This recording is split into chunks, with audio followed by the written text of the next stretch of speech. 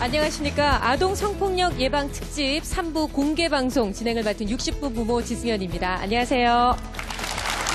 네, 만나 뵙게 돼 반갑습니다.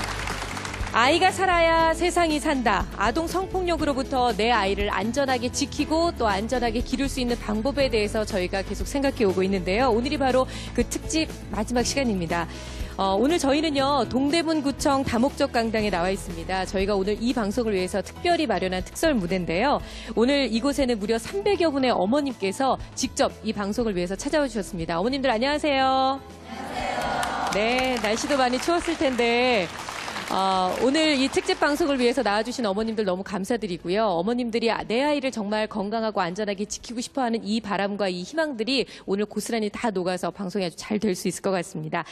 저희가 지난 이틀 동안 안산의 조두순 사건부터 영등포 김수철 사건까지 지난 몇 년 동안 우리 대한민국에서 일어난 악질적인 아동 성범죄 사건들뿐만 아니라 학교에서부터 학원 그리고 심지어는 가정에까지 아주 깊숙하게 침투되어 있는 아동 성폭력 실태에 대해서 전문가분들의 의견을 들어봤는데요. 오늘은 좀 더 현실적이고 그리고 또 실현 가능한 대책을 만들기 위해서 대한민국을 대표하는 아동 성폭력 전문가분들을 모시고 우리 아이들을 안전하게 지킬 수 있는 방법을 함께 찾아보도록 하겠습니다. 오늘 함께해 주실 분들 한 분 한 분 소개해드리겠습니다. 먼저 오늘 이 자리를 빛내주시기 위해서 직접 찾아와 주셨어요. 여성가족부의 김금래 장관님 나오셨습니다. 장관님 환영합니다. 네, 안녕하십니까. 여성가족부 장관 김금래입니다. 반갑습니다. 네, 감사합니다. 그리고 범죄 심리 전문가시죠. 경찰대학 행정학과의 표창원 교수님 모셨습니다. 교수님 어서 오세요. 네, 안녕하세요. 표창원입니다. 네, 그리고 이 시대를 살아가는 모든 엄마들의 멘토시죠. 더군다나 60분 부모의 영원한 멘토이신 정신과 전문의 오은영 박사님. 어서 오세요, 박사님. 네, 안녕하세요. 이렇게 만나뵙게 돼서 정말 반갑습니다. 네, 그리고 오늘 정말 이 방송을 위해서 멀리서 오시느라 수고 많으셨던 또 한 분이십니다. 대구 해바라기 아동센터 소장이신 경북대의대 소아청소년신과의 정운선 교수님. 어서 오세요. 네, 안녕하세요. 네, 만나뵈서 반갑습니다. 반갑습니다. 7년째 피해를 당한 아이들을 치료하고 있는 소아청소년 정신건강의학과 의사입니다. 반갑습니다. 네, 반갑습니다. 자, 그리고 아하 청소년 성문화센터 이명화 센터장님 반갑습니다. 네, 안녕하세요. 네, 그리고 실제 따님이 다니고 있는 학교에서 아동 성폭력 예방을 위해서 아주 열혈로 뛰어다니고 계신다고 해요. 탤런트 김영일 씨, 어서 오세요. 반갑습니다. 네, 안녕하세요. 엄마만큼이나 아이들 키우는데 관심이 많은 아빠 김영일입니다. 반갑습니다. 네, 저희가 이렇게 6분을 지금 모셨는데요.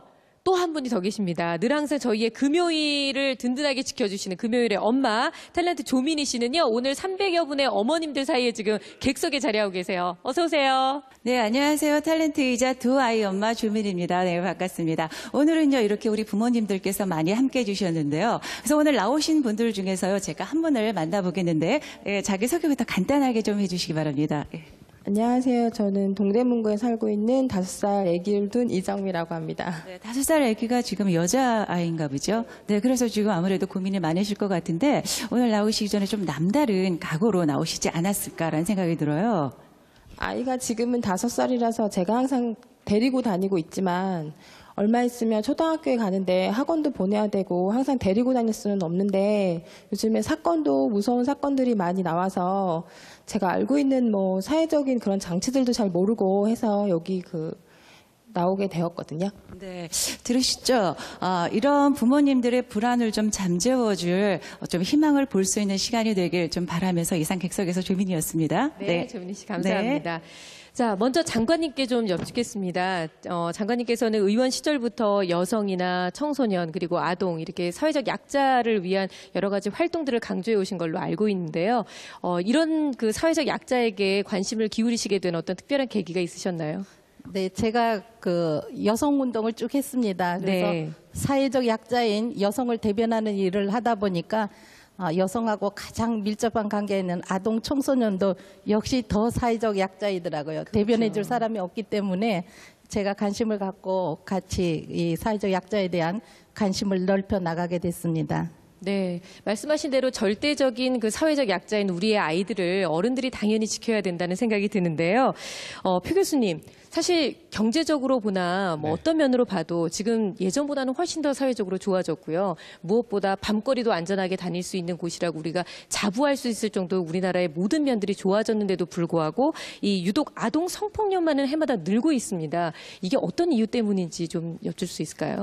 네, 제가 생각하는 가장 핵심적인 이유는요. 우리가 가지고 있는 시각 그리고 사회 현실이 커다란 차이가 나고 있다. 그 괴리 때문이라고 생각이 됩니다.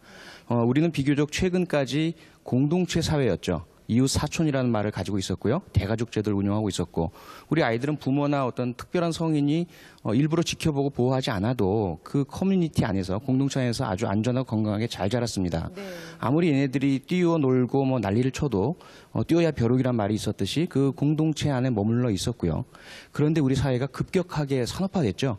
그러면서 사회의 모습도 극도의 어떤 개인주의적인 서구화된 모습으로 바뀌었습니다. 네. 우리보다 먼저 개인주의 사회가 된 서구에서 보면은 아이들은 늘 부모가 항상 지켜야만 하고 안 그러면 위험하다라는 그런 인식을 가지고 있었고 이런 인식이 사회적 합의를 이루면서 법과 제도가 만들어졌죠.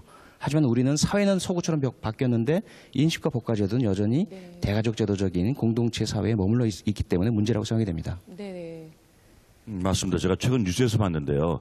LA에 사는 한국인 목사님 부부가 새벽에 교회를 가느라고 사는 아이들 4명을 그냥 집에 두고 나왔답니다. 근데 마침 그때 막내가 잠을 깨서 집 밖으로 나왔고 그걸 본 미국인이 그 아이를 보호하고 있다가 미국인이 그 목사님 부부를 고소를 했대요. 신고를 했대요. 그래서 결국은 목사님 부부가 아동학대죄로 처벌을 받았다고 합니다. 네. 지금 말씀해 주신 바로 그 사례가 우리와 서구의 인식의 차이, 법과 제도의 차이를 아주 극명하게 보여주는 사례인데요.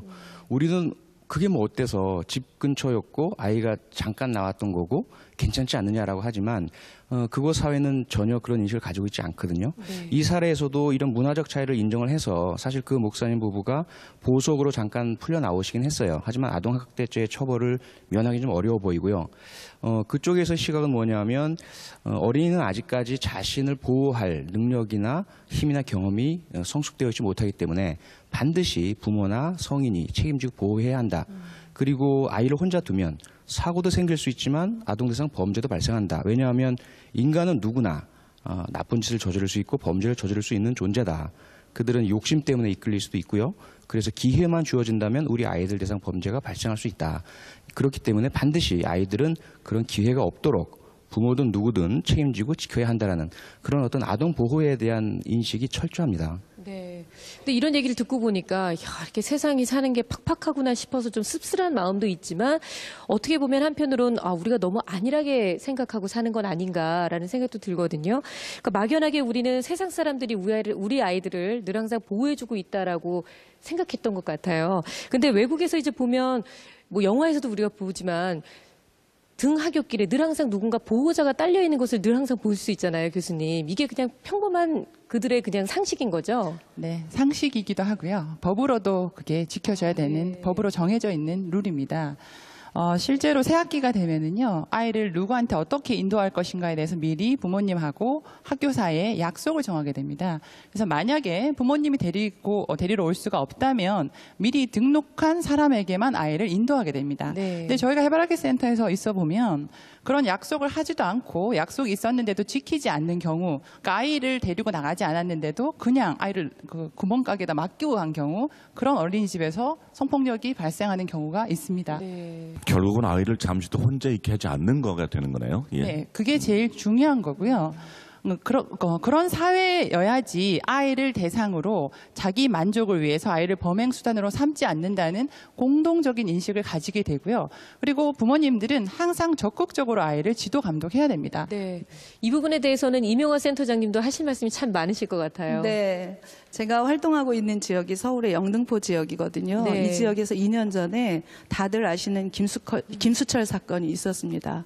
그 현장에 가봤더니 학교에서 아이가 이 가해자에 의해서 1km 이상을 집으로 끌려갔습니다. 네. 그 끌려간